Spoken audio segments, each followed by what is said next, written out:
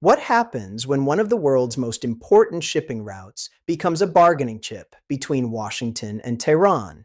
Right now, the answer could affect much more than the Middle East. Vice President J.D. Vance says Iran has told the United States that it has no plans to impose a toll on ships passing through the Strait of Hormuz. But at almost the exact same time, Iranian officials are laying out a very different kind of message.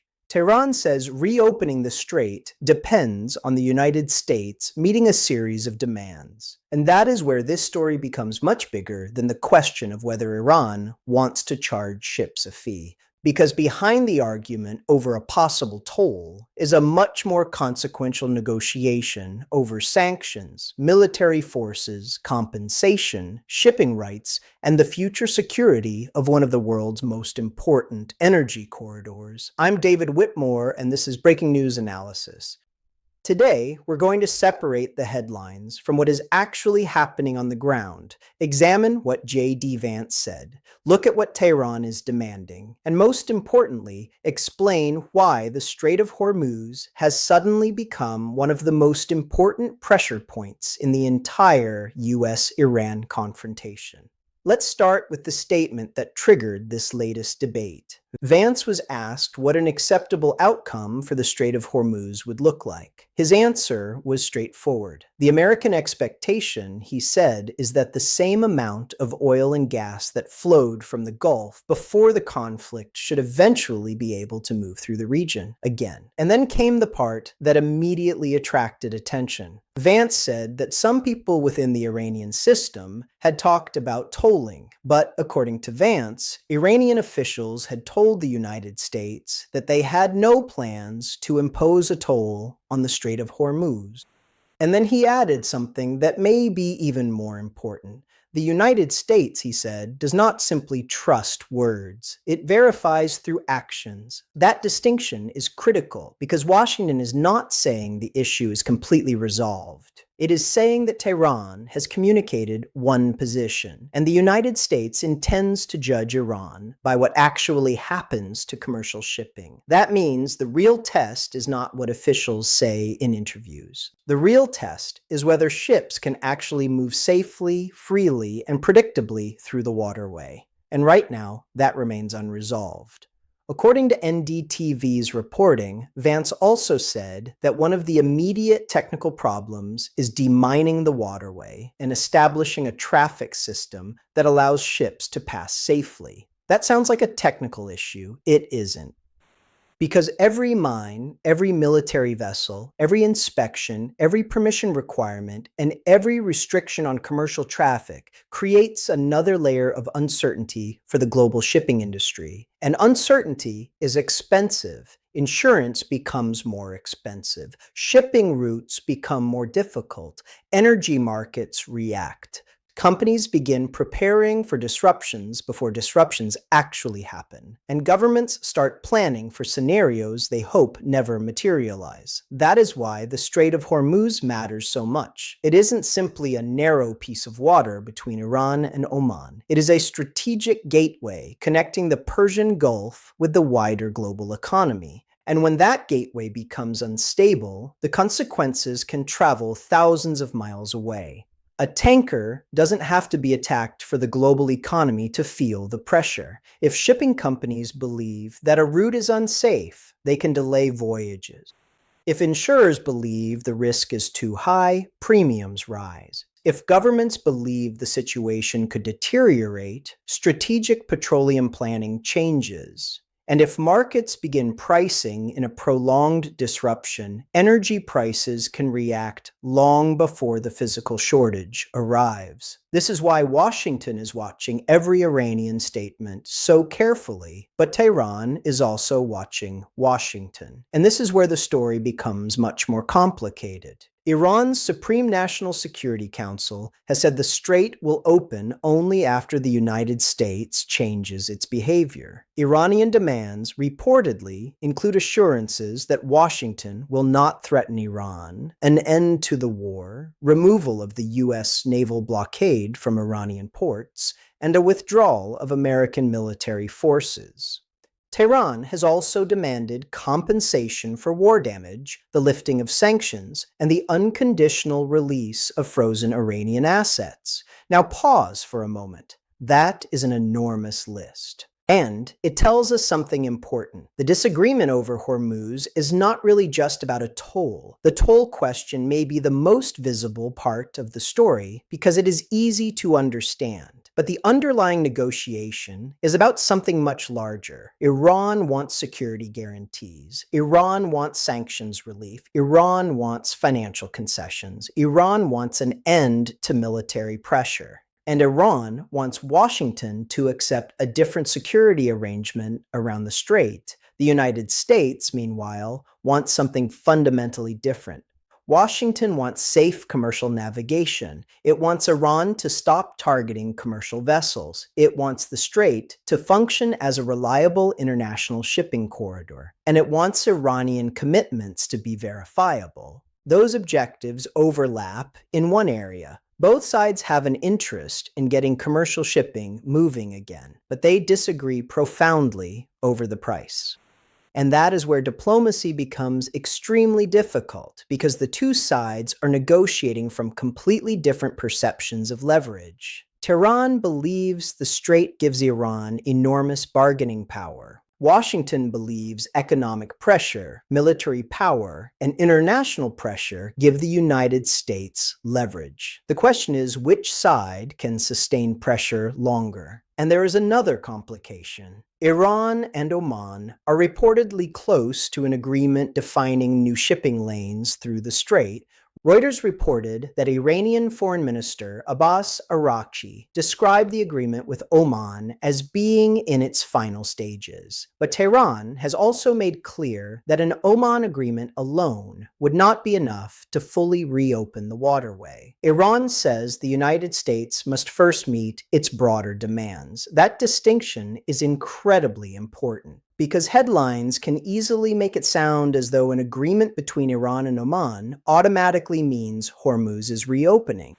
It doesn't. It could establish the mechanism for managing traffic. It could create new lanes. It could provide a framework for navigation. But the political dispute between Washington and Tehran would still remain. And until that dispute is resolved, the waterway could remain vulnerable to further disruption. This is why I would be extremely cautious about headlines claiming that Hormuz is simply open or closed. The reality is more complicated. There is a difference between creating a shipping arrangement and restoring completely normal commercial traffic. There is a difference between allowing some vessels to pass and restoring confidence among global shipping companies. And there is a difference between a temporary political agreement and a durable settlement. The market cares about all three. Now let's return to J.D. Vance. His statement that Iran has no plans to impose a toll could be interpreted as a positive signal. If Tehran genuinely has no intention of charging ships for passage, one major obstacle could potentially be removed.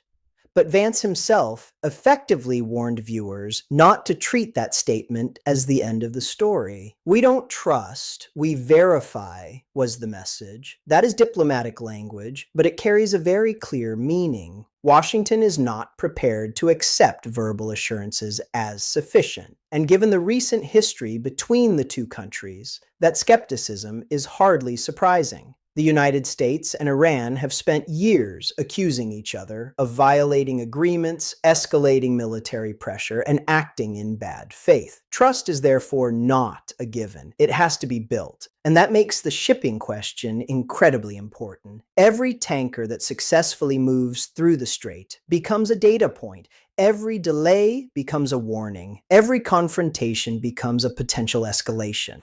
Every agreement between Iran and Oman becomes evidence that diplomacy might still be working, but every attack on a commercial vessel threatens to reverse that progress. And there has already been another alarming development. The United Arab Emirates said that Iran had targeted a tanker associated with its state-owned oil company while it was transiting the Strait of Hormuz. Vance said Washington wants a commitment from Iran that commercial vessels will not be attacked. Think about the contradiction here. On one side, Tehran says it is working toward a framework for shipping. On the other, the United States is demanding guarantees that commercial vessels will not come under attack. That means the fundamental issue isn't simply whether ships can technically pass. It's whether ship owners believe they can pass without becoming targets. That is a completely different question, and it is one that cannot be solved with a press conference. It requires credible security guarantees. It requires monitoring. It requires communication between military forces. And above all, it requires both sides to believe that breaking the agreement would cost them more than honoring it.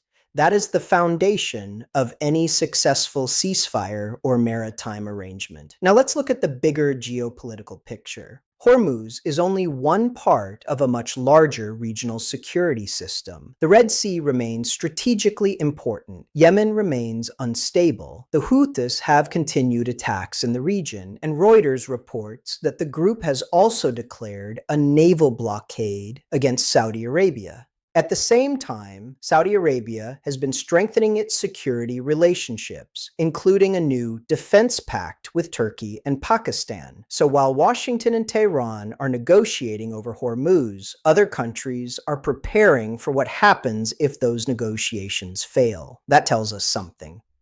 Regional governments are not simply waiting for the United States and Iran to decide the future. They are hedging, they are building relationships, they are preparing alternative security arrangements. And that could have consequences far beyond the current crisis. Because if regional countries begin believing that the United States can no longer guarantee maritime security by itself, they may start building more independent security structures. And once those structures are established, they can become permanent. This is why the Hormuz crisis isn't just about oil. It is also about the future architecture of security in the Persian Gulf. Who controls maritime security? Who guarantees commercial navigation? Who has the authority to inspect ships? Who decides when a vessel has violated the rules? Who pays for demining? Who is responsible if a tanker is attacked? And perhaps the most important question, who gets to define the rules?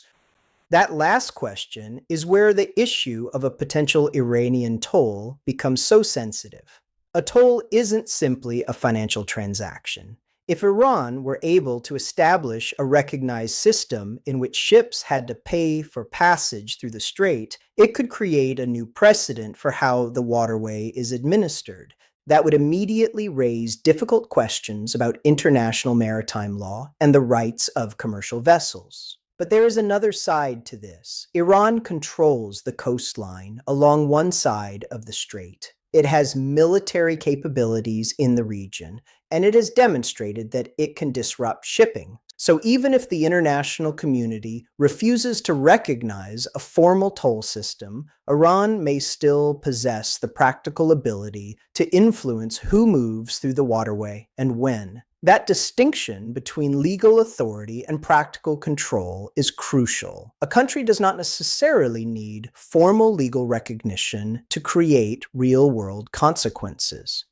If shipping companies believe that they need permission to transit safely, the practical effect can be significant, even if governments reject the legitimacy of that system. That is why Washington is watching the difference between Iranian words and Iranian actions. And this brings us back to Vance's most revealing statement: we don't trust, we verify. That may be the guiding principle of the entire negotiation. The United States wants evidence. Iran wants concessions. Both sides want leverage, and both sides want to avoid looking weak. That last point may be the most dangerous, because diplomacy often requires leaders to make concessions that they cannot easily sell to their own supporters. If Washington makes concessions, critics may say the administration surrendered to Tehran. If Tehran makes concessions, hardliners may accuse the government of giving away strategic leverage. And when leaders fear domestic political consequences, negotiations become harder. This is why a technically workable agreement can still fail politically. Iran has The taken control of engineers this can entire design sea, the from shipping Fujairah lanes, the port to diplomats its can entire write the coastal area. language, In the latest military can development, an establish Iranian drone hit the procedures, oil but refinery in politicians Fujairah. have In the to United sell Arab the Emirates, deal, this situation and the is not public as simple has as to it appears. believe it is Iran has worth claimed that a accepting. U.S. warship That was moving is toward the much Strait of harder. Hormuz. So When what this should we American watch warship next? returned, First, it was watch revealed that actual this ship had shipping used the activity, waters of the not United Arab headlines, not Emirates to come rumors, there. not That is why social media Iran carried out posts. attacks on Ships. Fujairah How many port as a commercial form of vessels are punishment. moving? Israel has Which routes deployed are its they defense using? Are systems in the insurers United willing Arab to Emirates cover to such an them? Are extent that major it can shipping extract its own companies benefit. returning The to the Iron Strait? Dome Are operates with vessels receiving 95% consistent accuracy instructions? inside Israel. But the Those Iron are the Dome system indicators deployed that in the will tell United us Arab whether the Emirates was not even able situation's to stop a few genuinely missiles and drones improving. coming from Second, Iran. It is watch the possible that language Israel coming from deliberately did Tehran. not fully If intercept Iranian them. Now, officials considering this continue entire linking the situation, reopening Iran of has introduced Hormuz a to new map of the sanctions Strait of relief, Hormuz. In this map, compensation, it can be seen military that the United withdrawal, Arab and frozen Emirates, which had the assets, capability then to the political bypass the Strait of dispute is Hormuz clearly and not export oil resolved. through Fujairah Third, port, has now watch lost that Washington. capability. Does the Trump administration accept an Oman-mediated shipping arrangement? Does it demand complete freedom of navigation? Does it accept any Iranian role in managing traffic? Does it maintain the naval blockade? Or does Washington begin removing pressure in exchange for measurable Iranian commitments? And fourth, watch the commercial shipping industry, because shipping companies are often the first actors to reveal whether a diplomatic agreement is actually credible. Governments can declare victory. Markets cannot be ordered to believe them. Insurance companies cannot be ordered to ignore risk. And ship captains cannot be ordered to sail through waters they believe are unsafe. That is why the real measure of success will not be the language of the next diplomatic statement. It will be whether ordinary commercial traffic begins returning to something resembling normal. There is also a larger lesson here. The Strait of Hormuz demonstrates how vulnerable the global economy remains to relatively narrow geographic choke points. Modern globalization depends on a surprisingly small number of critical maritime corridors. When one of them becomes unstable, the effects can spread rapidly. Energy prices can rise, shipping schedules can change, insurance costs can increase, governments can intervene, and consumers thousands of miles away can ultimately feel the consequences. That is why this crisis deserves careful attention, even if you live nowhere near the Middle East. The oil tanker passing through Hormuz may seem distant, but the price of energy is not. The cost of transportation is not. And the geopolitical consequences certainly are not. So where does this leave us tonight? J.D. Vance says Iran has told the United States that it has no plans to impose a toll on the Strait of Hormuz. But Tehran is simultaneously making clear that reopening the waterway depends on much broader political concessions from Washington. Iran wants sanctions lifted. It wants compensation. It wants frozen assets released. It wants an end to military pressure. And it wants security guarantees. The United States wants safe and unrestricted commercial navigation and guarantees that commercial vessels will not be attacked. Those positions are not necessarily impossible to reconcile, but they are far from being the same position. And that is why I would not describe this as a settled deal. I would describe it as a potentially important opening in a much larger negotiation. The difference matters, because if diplomacy succeeds, the Strait of Hormuz could gradually return to normal traffic, reducing pressure on energy markets and lowering the risk of a wider regional confrontation. But if negotiations collapse, the consequences could be much larger. More military pressure, more uncertainty for shipping, more pressure on oil markets, and potentially another cycle of escalation. For now, the most important phrase may not be "no toll." It may be the second part of Vance's statement. We verify. Because ultimately, the future of Hormuz will not be decided by what Washington says Iran promised. It will be decided by what happens on the water. Will ships move? Will they move safely? Will the military forces stand down? Will sanctions become bargaining tools or permanent obstacles? And can Washington and Tehran build enough trust to create an arrangement that survives the next crisis? Those are the questions that matter. I'm David Whitmore. If you want more analysis that goes beyond the headline and examines what the latest developments actually mean, subscribe to Breaking News Analysis. And I want to hear from you. Do you believe Iran genuinely intends to reopen the Strait of Hormuz without imposing a toll, or do you think Tehran is using the shipping issue as leverage to force Washington into a much broader agreement? Tell me what you think in the comments. And if you found this analysis useful, like the video and share it with someone following the situation in the Middle East. I'm David Whitmore. Thank you for watching, and I'll see you in the next report.